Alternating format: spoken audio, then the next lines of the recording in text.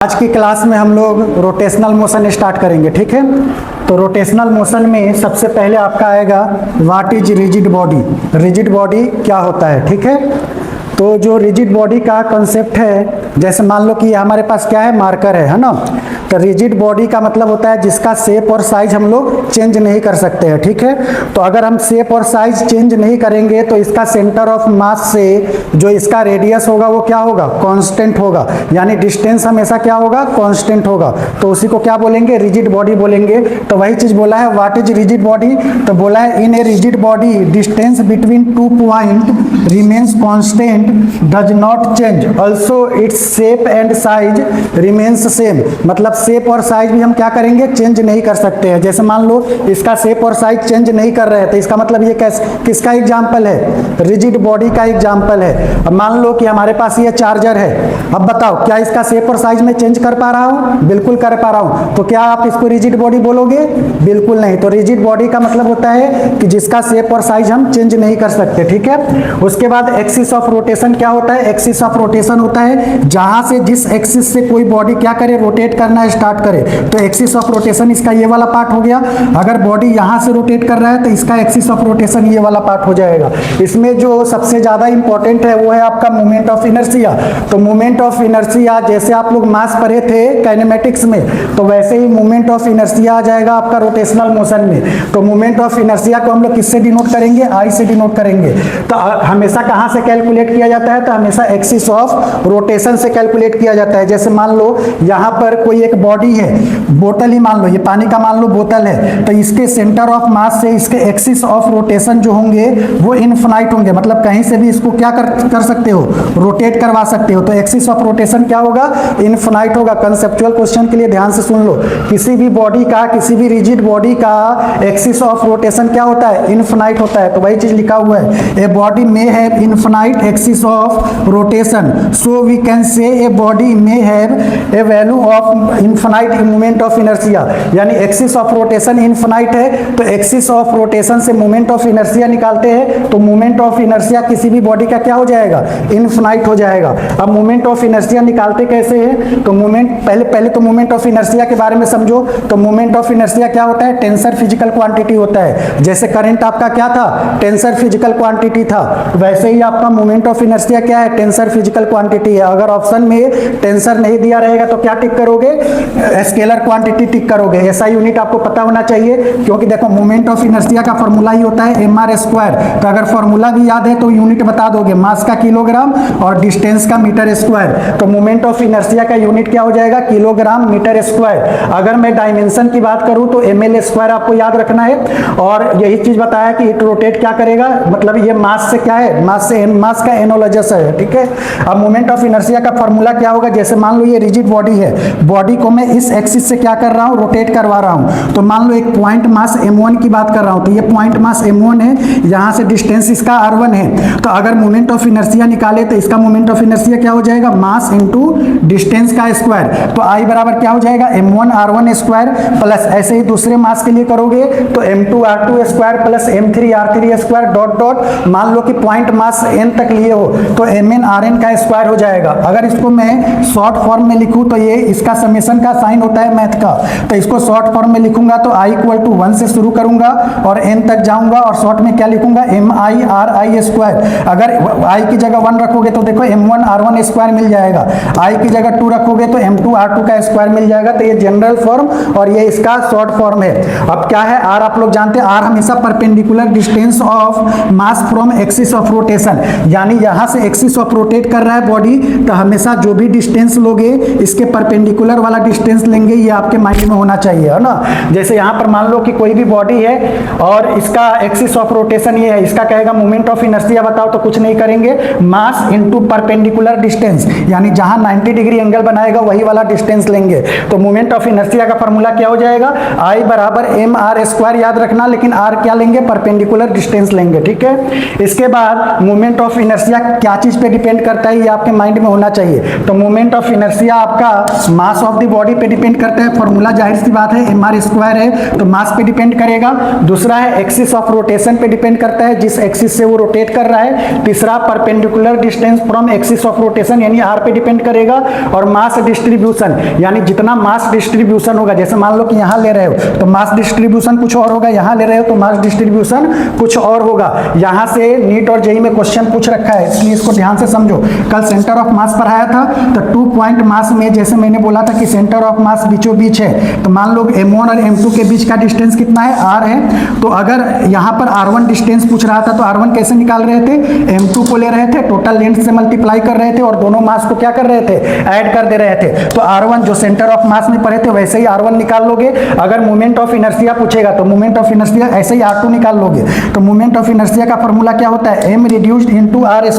m reduced कैसे निकालते हैं, तो m रिड्यूस्ड में दोनों मास को मल्टीप्लाई करो और दोनों को ऐड कर दो तो m रिड्यूस्ड आ जाएगा। तो इस टाइप के बॉडी का फिगर देकर अगर आपको मोमेंट ऑफ इनर्शिया पूछेगा तो आपको शॉर्ट फॉर्मूले से r1 और r2 निकालने आना चाहिए। m रिड्यूस्ड का फॉर्मूला यहाँ पर हाजिर है। उसके बाद अगर इसमें ये डालोगे, m रिड्यूस्ड की जगह ये डालोगे तो फॉर्मूला बन जाएगा I सेंटर ऑफ मास का m1 m2 m1 plus m2 into r²। तो ये आपको फॉर्मूला याद रखना है, ठीक है। नेक्स्ट में जाएंगे तो इसमें 2 थ्योरम आता है, रोटेशन में 2 थ्योरम आता है। पहला थ्योरम होता है आपका पैरेलल एक्सिस थ्योरम और दूसरा होता है परपेंडिकुलर एक्सिस थ्योरम। होता क्या है, बिल्कुल सिंपल है। मान लो कोई भी बॉडी दिया है और उसका सेंटर ऑफ मास से मेरे को मोमेंट ऑफ इनर्शिया पता है। कहां से पता है, सेंटर ऑफ मास से मोमेंट ऑफ इनर्शिया पता है। तो अगर किसी पैरेलल डिस्टेंस पे यानी d डिस्टेंस पे कहेगा कि मोमेंट ऑफ इनर्शिया क्या होगा, तो कैसे करेंगे, I पैरेलल बराबर हो जाएगा जहां सेंटर ऑफ मास से मोमेंट ऑफ इनर्शिया पता है प्लस md² यानी m जो डिस्टेंस दिया होगा उसका स्क्वायर करके ऐड कर देंगे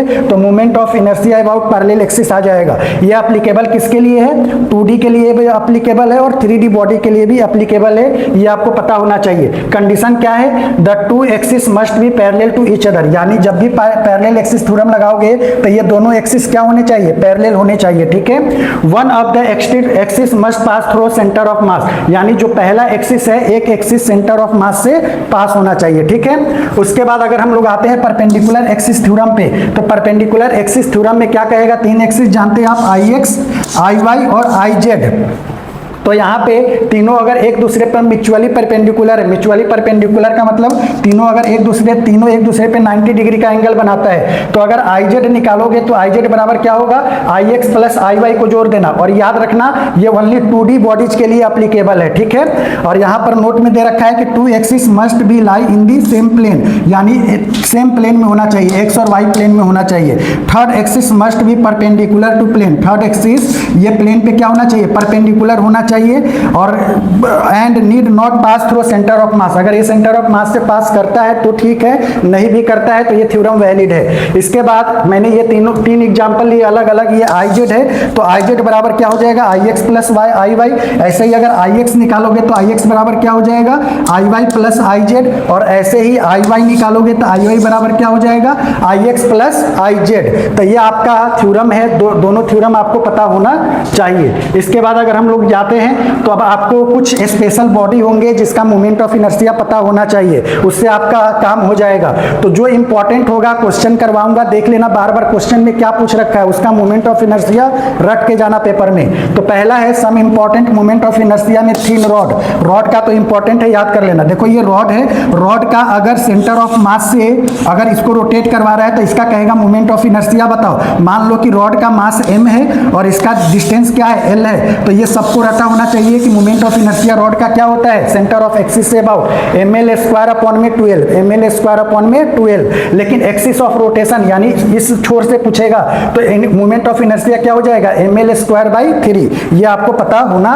चाहिए। तो जैसे ही रॉड के बाद अगर जाएंगे, मान लो कि रॉड है, अगर किसी एंगल पे पूछेगा तो एंगल पे पूछेगा तो I बराबर ml²/3 अपॉन में sin² थीटा। अगर एंगल बना के दे दिया तो टफ क्वेश्चन बनाएगा तो ये डालेगा, इजी बनाएगा, मॉडरेट बनाएगा तो ऐसा देगा। तो ध्यान में रखना कि अगर एंगल पे दिया रॉड का तो ml²/3 में साइन स्क्वायर थीटा हो जाएगा, ठीक है। रिंग का मोमेंट ऑफ इनर्शिया याद रखना, रिंग का मोमेंट ऑफ इनर्शिया I बराबर क्या होता है, mr²। अगर x एक्सिस से रोटेट करवाएगा तो रोटेशन पॉइंट अगर यहाँ मार्क किया तो यहाँ पर मोमेंट ऑफ इनर्शिया 2mr² हो जाएगा। अगर यहाँ पर मोमेंट ऑफ इनर्शिया पूछा तो मोमेंट ऑफ इनर्शिया क्या हो जाएगा, mr²/2 हो जाएगा, ठीक है। यहाँ पर पैरेलल एक्सिस थ्योरम भी लगाओगे ना तो ये आ जाता है, ठीक है। तो इसको याद रखोगे। नेक्स्ट आओगे, नेक्स्ट में आएंगे तो हम लोग यहाँ पर सिलेंडर है, तो सिलेंडर का मोमेंट ऑफ इनर्शिया कैसा सिलेंडर है, हॉलो सिलेंडर है। तो हॉलो सिलेंडर का मोमेंट ऑफ इनर्शिया याद रखोगे सेंटर ऑफ मास से। अगर इस एक्सिस पे पूछा है तो mr², अगर इस एक्सिस पे पूछा है तो ml²/12 प्लस mr²/2, ये आपको याद रखना होगा। एक रॉड का ml²/12 ऐड कर देते हैं और mr²/2 यहाँ तक का, तो इस दोनों को ऐड करेंगे तो ये आपको एक्स्ट्रा याद रखना है, नहीं तो सिंपल I बराबर mr² हेलो सिलेंडर का याद रखोगे। लेकिन अगर इस एक्सिस से दिया तो ये भी माइंड में रखोगे, ठीक है। नेक्स्ट है आपका डिस्क। डिस्क का मोमेंट ऑफ इनर्शिया याद रखना, अगर सेंटर ऑफ मास से इस एक्सिस से जा रहा है तो मोमेंट ऑफ इनर्शिया mr²/2 होगा। अगर इस एक्सिस से पास कर रहा है, रोटेशन यहाँ दिखा रहा है तो 3/2 mr² हो जाएगा। अगर इस एक्सिस से रोटेशन यहाँ दिखा रहा है तो mr²/4 हो जाएगा। इसको आपको माइंड में रखना है। तो डिस्क इंपॉर्टेंट है, डिस्क के रिलेटेड आपको टॉर्क इक्वल टू फॉर्मूला पर होगे I अल्फा, तो वहां पर जो बॉडी होगा उसका मोमेंट ऑफ इनर्शिया पता होना चाहिए।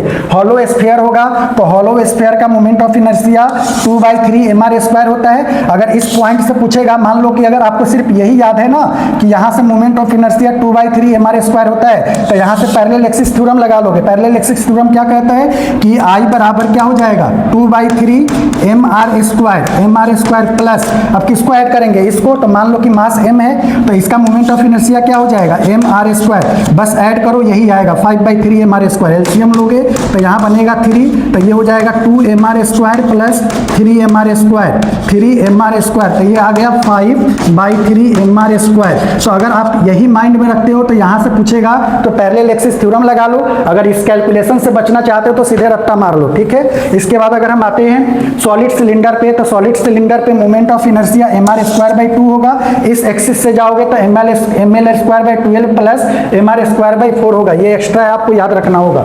नेक्स्ट है सॉलिड स्फीयर। सॉलिड स्फीयर का मोमेंट ऑफ इनर्शिया जो ये वाला मैं मार्क कर रहा हूँ ना, यही सबसे ज्यादा इंपॉर्टेंट है। 2/5 mr², पैरेलल एक्सिस थ्योरम लगाओगे तो 7/5 mr² बन जाएगा, ठीक है।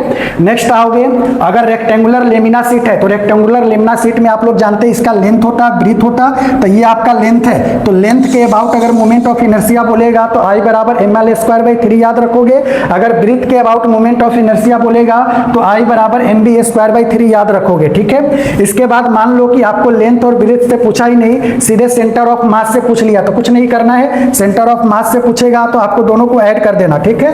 यहाँ पर ऐड करोगे तो देखो यहाँ पर दे रखा है ml²/12 प्लस mb²/12, यानी एक तरह से ये किसका मोमेंट ऑफ इनर्शिया था, रॉड का।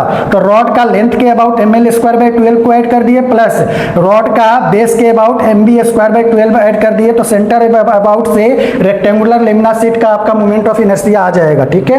अगर स्क्वायर लेमिना सीट की बात करें तो स्क्वायर लेमिना सीट में लेंथ और ब्रीथ दोनों बराबर होता है, तो दोनों को मैंने L ले लिया, तो ml²/12 प्लस ml²/12 करोगे। जब इन दोनों को ऐड करोगे तो ml²/6 आ जाएगा। तो आपको स्क्वायर का मोमेंट ऑफ इनर्शिया याद रखना है कि ml²/6 होता है। अगर इसके बाद हम जाए तो इसके बाद आपका है रिंग। रिंग का मोमेंट ऑफ इनर्शिया mr² होता है। रिंग का मोमेंट ऑफ इनर्शिया क्या होता है, mr²। अगर मोमेंट ऑफ इनर्शिया रिंग का जो होता है वही आर्क का होता है। आर्क कैसा है, अगर ये आपका हॉलो रिंग है तो यहाँ पर हॉलो रिंग मतलब हॉलो सेक्टर होगा, हॉलो आर्क सेक्टर होगा।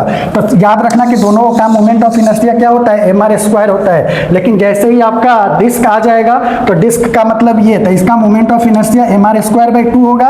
अगर यहाँ पर सेक्टर को मतलब गैप नहीं करके इसमें सॉलिड सेक्टर बना दिया तो इसका मोमेंट ऑफ इनर्शिया इस डिस्क के बराबर होगा।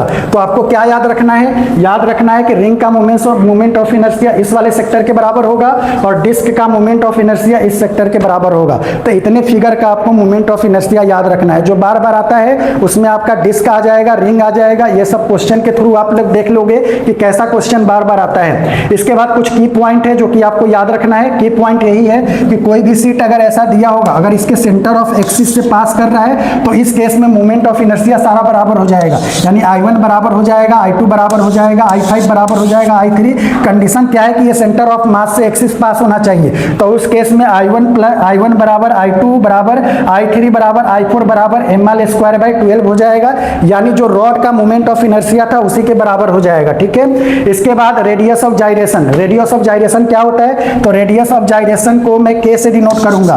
तो ये चीज क्या बोला है, the distance of point mass from the axis whose mass is equal to the mass of whole body and whose moment of inertia is equal to moment of inertia. कुछ समझ में नहीं आ रहा होगा तो सिर्फ इतना समझो, मान लो कि एक बॉडी है, इसका सेंटर ऑफ मास यहाँ पर दे रखा है, यहाँ से यहाँ तक के डिस्टेंस को मैंने K लिया है, तो मोमेंट ऑफ इनर्शिया आप क्या बताओगे, m इंटू K²। तो यहाँ से K की जो वैल्यू, यानी K को क्या बोलेंगे, रेडियस ऑफ जाइरेशन। तो रेडियस ऑफ जाइरेशन क्या हो जाएगा, √I/m। I क्या है, मोमेंट ऑफ इनर्शिया, और m क्या है, इसका मास है। तो वही चीज यहाँ पर समझाया गया, क्वेश्चन के थ्रू समझाता हूँ। मान लो आपसे कहेगा कि सॉलिड स्फीयर है जिसका मास m है, रेडियस r है, कहेगा रेडियस ऑफ जाइरेशन बताओ K क्या होगा।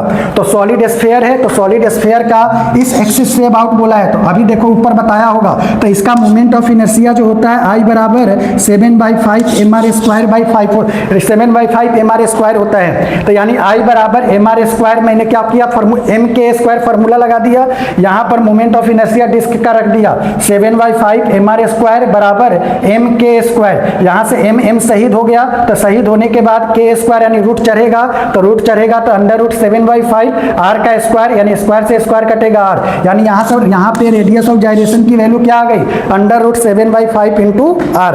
तो ऐसे क्वेश्चन आता है रेडियस ऑफ जाइरेशन पे। ठीक है, अब सबसे जो इंपॉर्टेंट है, अगर कुछ नहीं भी पढ़ के जाते हो, टॉर्क पढ़ के जाते हो, तो टॉर्क से हमेशा एक क्वेश्चन पूछता है पेपर में। टॉर्क होता क्या है, टॉर्क आपका एक्सियल वेक्टर है, पहले ही बताया था जब यूनिट एंड डायमेंशन पढ़ा रहा था। तो ये होता है rotational effect of force is known as torque. Torque क्या है, आपका वेक्टर फिजिकल क्वांटिटी है, बचपन से जानते हो। एसआई यूनिट क्या होता है, न्यूटन मीटर होता है। टॉर्क का डायमेंशन ml² t-2 होता है। ये किसके डायमेंशन के बराबर है, मैंने क्लास में बताया था, किसी को याद है, वर्क एंड एनर्जी के डायमेंशन के बराबर होता है टॉर्क का डायमेंशन। तो याद रखना, वर्क का जो डायमेंशन है वही टॉर्क का डायमेंशन है, जो एनर्जी का डायमेंशन है वही टॉर्क का डायमेंशन है। तो तीनों का डायमेंशन बराबर होता है, याद रखना। अल्सो नोन एज, टॉर्क को मोमेंट ऑफ फोर्स भी बोला जाता है। टॉर्क का फॉर्मूला क्या हो जाएगा, I इंटू अल्फा। I क्या है, मोमेंट ऑफ इनर्शिया, अल्फा क्या है आपका, एंगुलर एक्सेलरेशन। तो यहाँ पर वही चीज समझाया गया है कि फॉर्मूला कैसे आया। तो बस टॉर्क का फॉर्मूला याद रखोगे, RF sin theta. F sin theta को मैंने इधर रख दिया, तो R यानी F sin थीटा यानी F परपेंडिकुलर इंटू R, या F R परपेंडिकुलर, ऐसे याद कर सकते हो। टॉर्क क्या होता है, वेक्टर क्वांटिटी होता है, तो वेक्टर फॉर्म में R क्रॉस F लिखोगे। अगर मान लो वेक्टर फॉर्म को करोगे तो R F sin थीटा, जब एंगल दिया रहेगा तो थीटा के फॉर्म में ऐसे लिखोगे, एंगल नहीं दिया रहेगा तो R क्रॉस F पता होना चाहिए। ठीक है, इसके बाद वही है, देखो यहाँ पर कपल ऑफ फोर्स है, कहने का मतलब यहाँ पर जो कंसेप्चुअल क्वेश्चन बनाएगा वो समझो। जैसे मान लो कि यहाँ पर ये मान लो सेंटर ऑफ मास है, यहाँ से डिस्टेंस r है, जो मैं फोर्स लगा रहा हूँ इधर एंटी क्लॉकवाइज लगा रहा हूँ, यानी इसको ऐसे घुमाने की ये कोशिश करेगा, और इधर जो मैं फोर्स लगा रहा हूँ वो क्लॉकवाइज लगा रहा हूँ, यानी ऐसे। मतलब ये आपका मतलब दोनों फोर्स अपोजिट डायरेक्शन में है, तो दोनों फोर्स क्या करेगा, एक दूसरे को कैंसिल आउट करेगा, तो जो F नेट होगा 0 होगा। लेकिन अगर टॉर्क की बात करूँ तो टॉर्क बराबर क्या होगा, RF प्लस RF, यानी इसका टॉर्क और इसका टॉर्क ऐड कर देंगे तो 2RF हो जाएगा। कहने का मतलब क्या है कि फोर्स 0 हो सकता है लेकिन टॉर्क 0 नहीं होता है। फोर्स 0 हो इसका मतलब ये नहीं है कि टॉर्क क्या होगा, 0 होगा। ठीक है, इसके बाद अगर हम आगे आए तो आगे है इक्विलिब्रियम। तो 3 टाइप का इक्विलिब्रियम होता है। पहला है आपका ट्रांसलेशनल इक्विलिब्रियम। ट्रांसलेशनल इक्विलिब्रियम में हमेशा याद रखना कि नेट फोर्स जो होता है वो 0 होता है, और टॉर्क 0 हो भी सकता है नहीं भी हो सकता है। अगर रोटेशनल इक्विलिब्रियम की बात करें तो टॉर्क नेट 0 होता है, फोर्स 0 हो भी सकता है नहीं हो सकता है। स्टैटिक इक्विलिब्रियम में combination of both translational and rotational equilibrium है। तो F नेट 0 होगा तो फोर्स आर बैलेंस होगा, टॉर्क नेट 0 होगा तो टॉर्क क्लॉकवाइज बराबर होगा टॉर्क एंटी क्लॉकवाइज के। तो इसका क्वेश्चन में हम यूज करेंगे। ठीक है, नेक्स्ट अगर आओगे तो इस टाइप का अगर न्यूमेरिकल बनाएगा तो क्या होगा समझो। नीचे की तरफ क्या लग रहा है, M1G। मान लो एक हिंग है, इसके बॉडी सेंटर ऑफ मास से लटका हुआ है, यहाँ M2 है, ये M2G है। तो मैंने क्या किया, जो एंटी क्लॉकवाइज है और क्लॉकवाइज है, देखो इधर आएगा तो इधर आपका क्या हो जाएगा, ऐसे जा रहा है तो इसका मतलब ये एंटी क्लॉकवाइज जा रहा है, ऐसे जा रहा है तो क्लॉकवाइज जा रहा है, यानी दोनों फोर्स को मैं बैलेंस कर लूंगा। तो यहाँ पर बैलेंस करूंगा तो यहाँ पर एंटी क्लॉकवाइज में यहाँ पर क्या है, फोर्स इनटू क्या, रेडियस, फोर्स इनटू रेडियस। तो फोर्स का मतलब क्या, m1g, तो m1g into d1, m2g into d2, तो g से g खत्म हो गया। तो यहाँ से फॉर्मूला क्या आ गया, m1 d1 बराबर m2 d2। क्वेश्चन कैसे देगा, मान लो कि यहाँ से यहाँ तक का डिस्टेंस दिया ही नहीं, यहाँ से डिस्टेंस कुछ बोल देगा कि 5 मीटर है, कहेगा x की वैल्यू लगाओ, डायरेक्ट ये फॉर्मूला लगाओगे डिस्टेंस आ जाएगा। सेम 3 केसेस के लिए है, 3 केसेस पे कभी क्वेश्चन नहीं आया तो ये 2 केसेस वाला याद रखना, 3 केस का आएगा तो ऐसे ही फोर्स को आपको बैलेंस करना होगा। नेक्स्ट है आपका रियल पुली सिस्टम। तो रियल पुली सिस्टम में ये मास m1 है, ये मास m2 है। मान लो ये एक्सेलरेशन से ऊपर जा रहा है, ये एक्सेलरेशन से नीचे आ रहा है, क्योंकि मैंने लिया क्या है, m2 को m1 से ज्यादा लिया है। तो m2 को m1 से ज्यादा लिया है तो जाहिर सी बात है m2 इधर जाएगा, तो जो नीचे फोर्स लगेगा वो क्या लगेगा, m1g, और यहाँ पर क्या लगेगा, m2g। मान लो कि ये धागा है, धागे में टेंशन T1 है और यहाँ धागा है और इसका टेंशन क्या है, T2 है। मास चेंज होगा तो टेंशन चेंज होता है, इसलिए मैंने टेंशन को अलग अलग लिया है, ठीक है। तो अगर ए नेट निकालूं तो एक्सेलरेशन क्या होता है, एफ नेट अपॉन में मास टोटल, फोर्स अपॉन में मास। तो फोर्स यानी एफ नेट, मास टोटल का मतलब इसमें ट्रांसलेशनल मास भी आएगा और रोटेशनल मास भी आएगा। तो रोटेशनल मास निकालूं तो उसमें moment of inertia mass into r square होता है। तो अगर यहाँ से मैं मास निकालूं तो मोमेंट ऑफ इनर्शिया अपॉन में क्या हो जाएगा, आर स्क्वायर हो जाएगा। तो आप लोग एफ नेट का मतलब पहले एक्सेलरेशन निकालना है, तो एफ नेट कैसे निकालते थे, याद करो एक्सेलरेशन कैसे निकालते थे, m2 माइनस m1 इंटू जी, दोनों बॉडी को क्या करते थे, ऐड कर देते थे, और m रोटेशनल का जो मास है वो क्या आ गया, I अपॉन में आर स्क्वायर। तो एक्सेलरेशन का डायरेक्ट फॉर्मूला आप ये माइंड में रख सकते हो, m2 माइनस m1 दोनों को ऐड करना है, g से मल्टीप्लाई करना है, और जो m रोटेशनल मास है प्लस करके उसको क्या करना है, डिवाइड कर देना है, ठीक है। अगर एंगुलर मोमेंटम की बात करूं तो एंगुलर मोमेंटम आपका क्या है, इसको मैं जैसे आपका लिनियर मोमेंटम p होता है, मास इंटू वेलोसिटी, तो एंगुलर मोमेंटम आपका क्या हो जाएगा, यहाँ पर एंगुलर मोमेंटम के बारे में बोला है r क्रॉस p। तो सबसे पहले समझना कि ये वेक्टर p फिजिकल क्वांटिटी होता है, यानी एक्सियल वेक्टर है, SI यूनिट क्या हो जाएगा, kg मीटर स्क्वायर पर सेकेंड। अब यहाँ पर p को मैंने m इंटू v लिखा, तो जब इसको एडजस्ट किया तो m r क्रॉस v आ गया।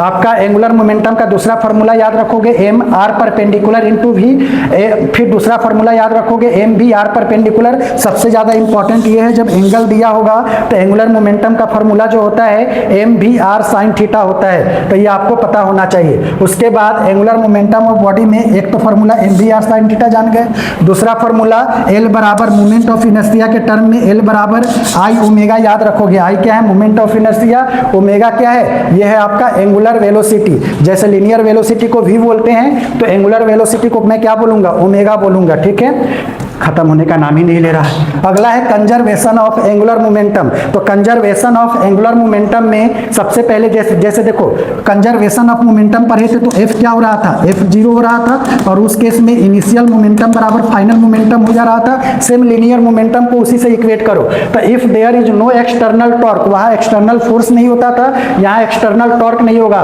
तो वहां पर P बराबर क्या होता था, वहां पर P बराबर होता था dP बाई dt। तो यहाँ टॉर्क बराबर क्या हो जाएगा, dl बाई dt। टॉर्क अगर जीरो है तो dl बाई dt जीरो होगा, यानी एंगुलर मोमेंटम क्या होगा, कांस्टेंट होगा। तो I ओमेगा बराबर क्या हो गया, कांस्टेंट। कहने का मतलब यहाँ पर लिखा भी हुआ है कि अगर मोमेंट ऑफ इनर्शिया को इंक्रीज करेंगे, अगर मैं मोमेंट ऑफ इनर्शिया इंक्रीज कर रहा हूँ तो जो आपका एंगुलर वेलोसिटी होगा वो क्या होगा, डिक्रीज होगा।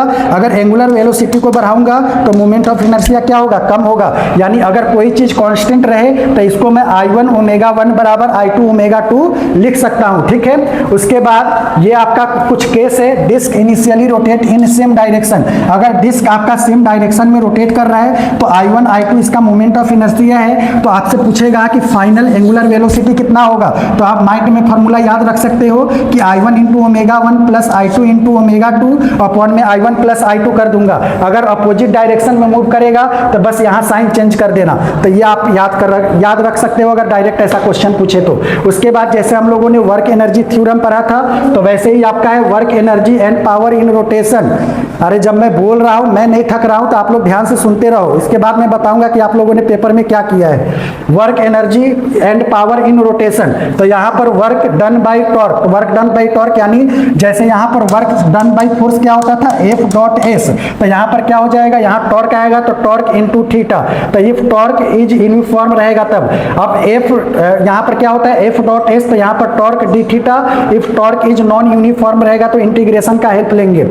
यहाँ पर काइनेटिक एनर्जी क्या हो जाएगा, हाफ आई ओमेगा स्क्वायर, वहां पर क्या हो रहा था, हाफ एम वी स्क्वायर, तो एम की जगह आई आ जाएगा, वहां वी स्क्वायर आ रहा था, यहाँ ओमेगा स्क्वायर आ रहा था। और दूसरा फॉर्मूला क्या याद रखोगे, याद करो, वहां पर पी स्क्वायर बाई 2m होता था, तो यहाँ पर एल स्क्वायर बाई 2i हो जाएगा। वहां पर ये भी याद रखोगे, हाफ एल ओमेगा, ये आपको याद रखना। वर्क एनर्जी थ्योरम क्या होता है, तो वहां पर क्या था, हाफ एम कॉमन लेते थे, वहां होता था वी एफ का स्क्वायर माइनस वी आई का स्क्वायर, वी का रूप ले लेता है ओमेगा, तो यहाँ हो जाएगा हाफ आई ओमेगा 2 का स्क्वायर माइनस ओमेगा 1 का स्क्वायर। अब यहाँ पर जैसे हम लोगों ने कल की क्लास में, यहाँ कल की क्लास में ही लॉस और energy loss when two disc are joined, loss in kinetic energy क्या पढ़ा था, यहाँ पर m1 m2 आया था, 2m1 प्लस m2 आया था, तो यहाँ पर m का जगह ले लेगा सिर्फ मोमेंट ऑफ इनर्शिया। कब, जब दोनों का डायरेक्शन सेम हो, दोनों का डायरेक्शन अपोजिट रहे, तो बस क्या करोगे, यहाँ माइनस था तो यहाँ प्लस कर दोगे, ठीक है।